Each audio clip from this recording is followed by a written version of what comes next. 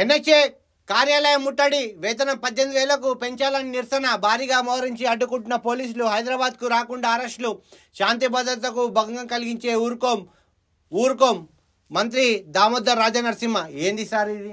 వాళ్ళ హక్కు, వాళ్ళు స్వేచ్ఛగా అడుగుతున్నారు. 18 నువ్వు చేసి అని చెప్పి ఏదో చర్చలో పిలుచుకో. ఏంటి సార్ ఇది? మహిళా కమిషన్కు బీఆర్ఎస్ ఫిర్యాదు. మొన్న ఎవరు పాడి షరీఫ్ సిఐ, సోల్ సిటీ సిఐ ఒకరి పైన చెయ్యి వేసుకున్నది ఒక మహిళ. మీరు డీసెంట్లోకి ఎక్కించే ముందు వాళ్ళ కాళ్ళు ఉన్నాయా చేతులని చూసుకోవాలి కదా. అమ్మాయి కాలు మొత్తం చితికిపోయింది. దాంతో ఆ ఏసీపీ అమ్మాయి లాగుతున్నాడు. ఎంత ట్రోలింగ్ అవుతుందండి అది.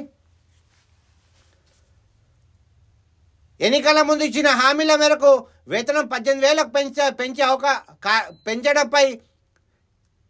పెంచడంపై ఆశా కార్యకర్తలు పట్టువేయడం లేదు. అరెస్టులు, బెదిరింపులతో ప్రభుత్వం అడ్డుకోవాలని ప్రయత్నిస్తుంది. తమ పోరాటం ఆపలేదని మంగళవారం మరోసారి వందల మంది ఆశా కార్యకర్తలు హైదరాబాద్ కోటిలోని ఎన్హెచ్ఏ కమిషనర్ కార్యాలయం ముట్టడించారు. పోలీసులు చేసిన దాడిపై ప్రభుత్వం చర్యలు తీసుకోవాలని ప్రభుత్వాన్ని డిమాండ్ చేశారు. మరోవైపు ఆశలు అడ్డుకునేందుకు ప్రభుత్వం విశ్వ ప్రయత్నాలు చేస్తుంది. వారు హైదరాబాద్ రాకుండా ఎక్కడికక్కడే జిల్లాల్లో అరెస్ట్ చేస్తుంది. వీళ్ళు లేకపోతే మీ మనుగడ లేదు.